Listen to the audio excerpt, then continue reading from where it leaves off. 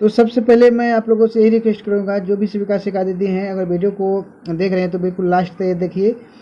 तो 28 और 29 मार्च को जो भी हम लोग के द्वारा, जो भी संघ के द्वारा या सेविका सहायिका के द्वारा जो हड़ताल किया गया था, उसी के रिकॉर्डिंग यहाँ जो है आप लोग देख रहे हैं। ICDS विभाग और जो मंत्री हैं, और इसके बाद जो अपना जो आंगनवाड़ी संयुक्त समिति संघर्ष का जो कमेटी है, उनके द्वारा यहाँ पे सभी के साथ यहाँ पे मीटिंग हुआ है। और यहाँ पे फ़ोटो से तो आप लोग पहचान ही चुके होंगे कि यहाँ पे जो अपना जो कमेटी के अध्यक्ष भी यहाँ पे बैठे हुए हैं।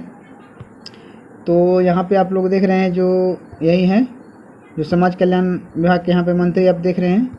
और अपना यहाँ पे देख रहे होंगे, इसमें यहाँ पे देख रहे हैं जो यहाँ पे बिंदेश्वर सिंह का यहाँ पे जो इसमें भी लगा हुआ है फ़ोटो। तो चलिए हम लोग इसमें देखेंगे कि यहाँ पे जो वार्ता हुआ, बातचीत हुई, इसमें क्या क्या जो बताया गया और क्या क्या इसमें जो भी हम लोग हड़ताल किए थे तो उस पर क्या क्या निर्णय लिया गया है, हम लोग बिल्कुल जो यहाँ पे देख लेंगे। यहाँ पे इस तरह से सभी को यहाँ लिखित में जो आप लोग देख रहे हैं जो बताया गया है कि किस तरह से जो है कौन कौन सा जो वहाँ पे 20 सूत्री मांग की गई थी, उसमें क्या क्या जो पारित किया गया, क्या क्या अभी पेंडिंग में है, होगा या नहीं होगा, मानदेय को लेकर या जो भी लेकर हम लोग किए थे, तो उसी के रिगार्डिंग हम लोग यहाँ पे देखेंगे। तो चलिए हम लोग बिना टाइम वेस्ट किए जो यहाँ पे सभी चीज़ों के बारे में यहाँ पे जो 20 सूत्री मांग में किए थे उसमें क्या क्या दिया गया था। यहाँ पे संयुक्त संघर्ष समिति के प्रतिनिधि के साथ सरकार की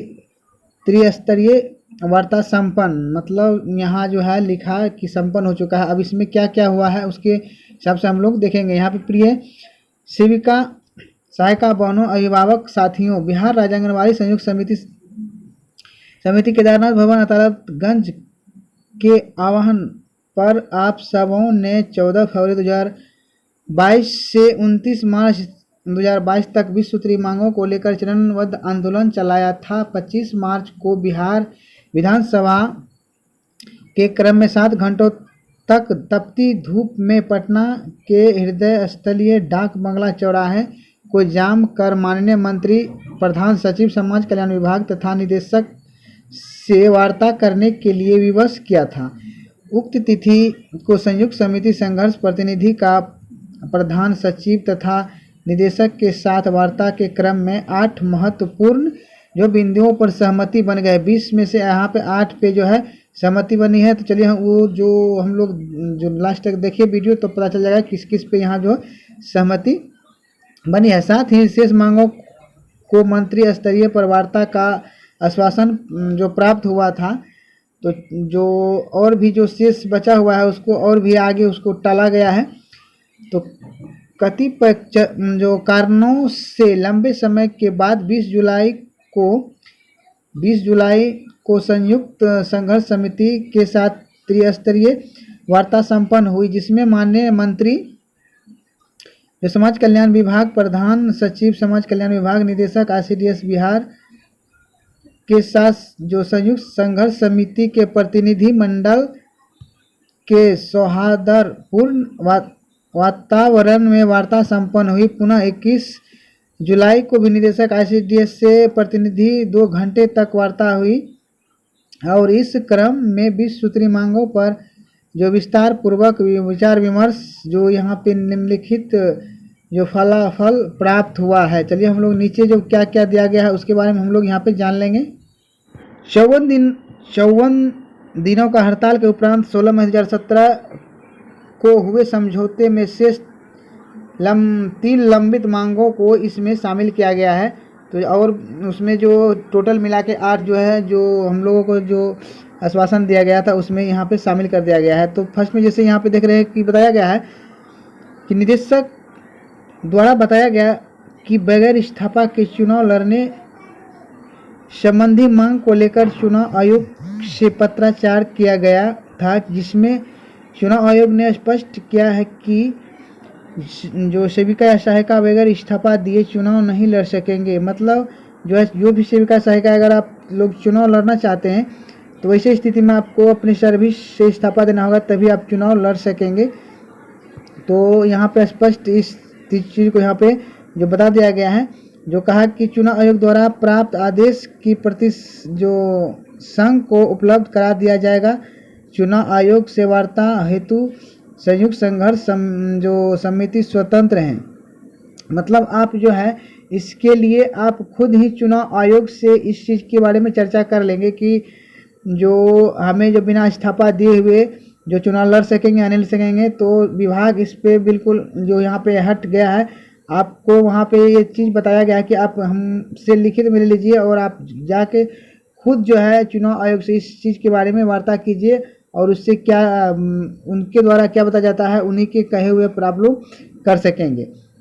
नेक्स्ट हम लोग देख लेते हैं जो लिखा है, हड़ताल अवधि का मानदेय का भुगतान हेतु सेविका सहायिका से अतिरिक्त कार्य कराकर समायोजित कर लिया जाएगा। मतलब अगर जो जिस यहाँ पे जैसे देख लीजिए 54 दिनों का हड़ताल हुआ, इसमें जैसे अगर 54 दिनों का मानदेय काटा गया तो उसी के बारे में बताया गया है कि अगर किसी कारण जैसे हड़ताल हुआ, जैसे ये मार्च में हुआ था 2 दिन का हड़ताल हुआ था तो उसमें मानदेय काटा गया था, तो उसी को लेकर बताया गया कि अगर इस तरह से होता है तो कोई एक्स्ट्रा काम करके सेविका को उस मानदेय को नहीं काट करके बल्कि उसको मानदेय को दे दिया जाए, एक्स्ट्रा काम उसी में समायोजित कर लिया जाए।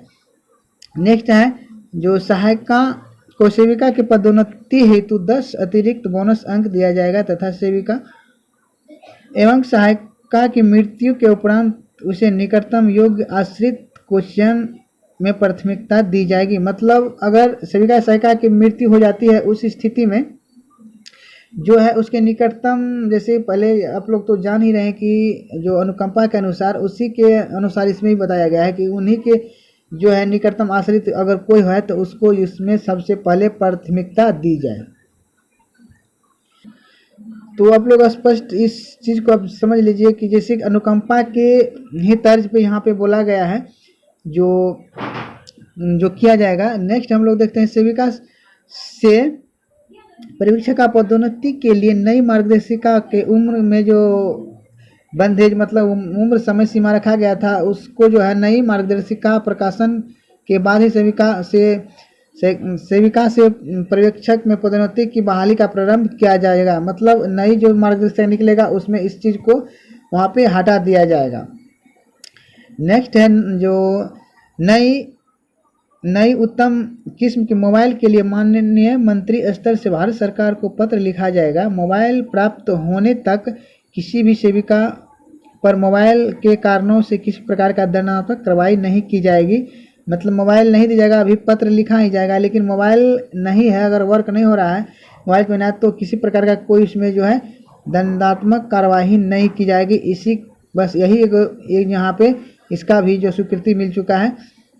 मकान किराए में बढ़ोतरी के लिए सरकार के समक्ष कोई प्रस्ताव अभी तक नहीं है। मतलब मकान किराया जो है बिल्कुल जैसे का तैसे है, जो मिल रहा है वैसे ही मिलेगा। नई कानून जो सम्मत मार्गदर्शक एवं दंड निरूपण हेतु तथा चयन मुक्ति अथवा अन्य विवाद के संबंध में निदेशालय कमेटी गठित करेगी। मतलब अगर जो नए कानून या किसी भी चयन मुक्त हो या किसी प्रकार विवाद हो उसके लिए जो है निदेशक कमेटी गठित करेगी या यहाँ शीघ्र सचिव निदेशालय के समक्ष सीधा आपत्ति दर्ज किया जा सकेगा और विभागीय स्तर पर यह समस्या का निराकरण होगी। जो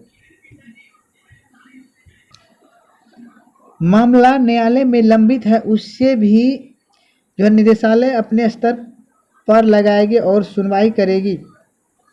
मानदेय नेक्स्ट जो हम लोग यहाँ पे देख रहे हैं कि जो मानदेय का नियमित भुगतान एवं पासबुक पर भुगतान का माह अंकित करने के संबंध में बैंक से पुनः विचार विमर्श कर रास्ता निकाला जाएगा। सभी लंबित मानदेय का भुगतान शीघ्र किया जाएगा।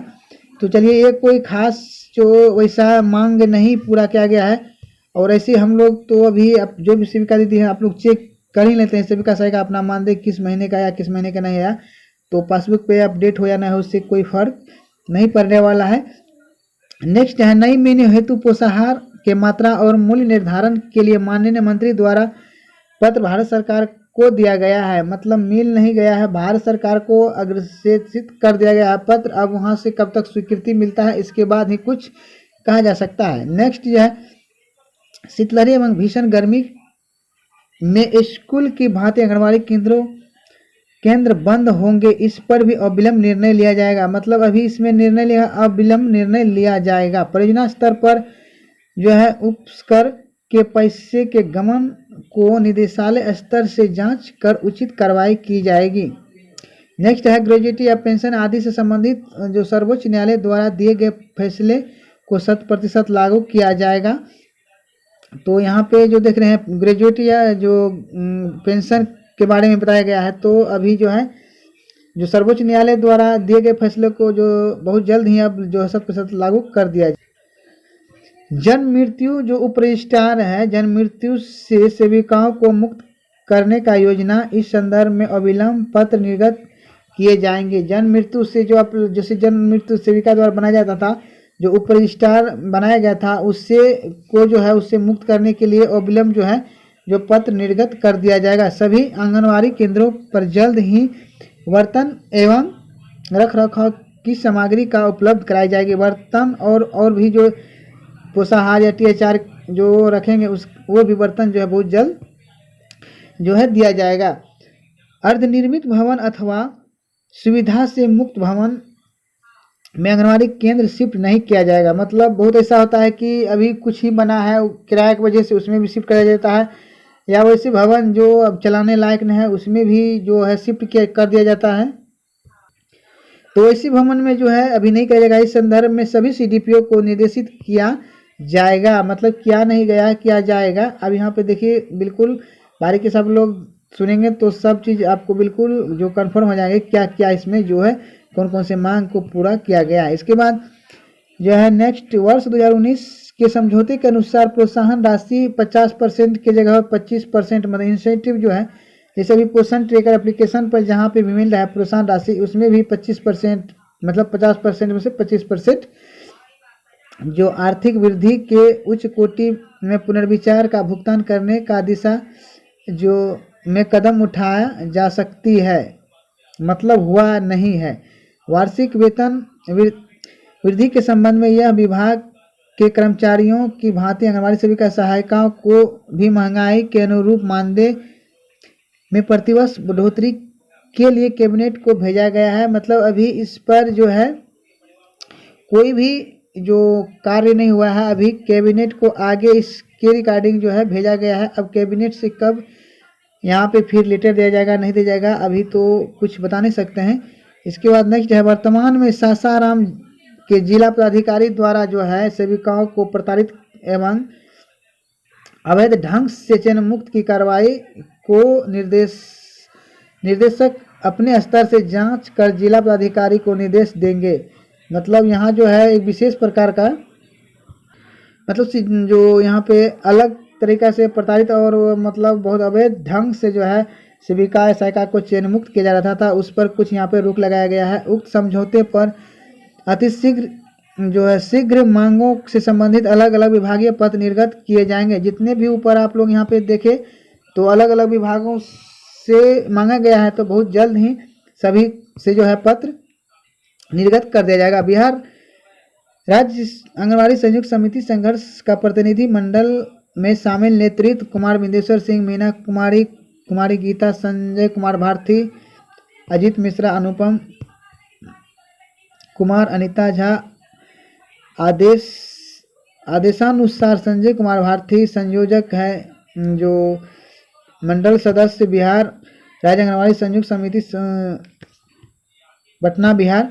और यहाँ पे आप लोग देख रहे हैं जो मीटिंग हुआ, इससे पहले भी आपको जो यहाँ पे फोटो वगैरह यहाँ पे आपको दिखाई दिए थे, यहाँ पे जो मीटिंग वगैरह हुआ है और जो यहाँ पे समाज कल्याण विभाग का यहाँ पे देख ही रहे हैं। और यहाँ पे जो आप देख रहे हैं जो अपना जो कमेटी के अध्यक्ष हैं वो यहाँ पे है। तो आप लोग तो बिल्कुल यहाँ पे कंफर्म हो ही चुके हैं कि कितना क्या चीज़ जो 20 सूत्री मांग में 8 मांगों को पूरा किया गया और उसमें कितना भी जो है 100% हुआ, या कहीं लेटर दिया गया है, कहीं कैबिनेट को भेजा गया है, कहीं कुछ हुआ है। तो बस आप लोग आप यहाँ पे बिल्कुल समझ चुके हैं। तो चलिए बस इस वीडियो में इतना ही, मिलते हैं नेक्स्ट वीडियो में।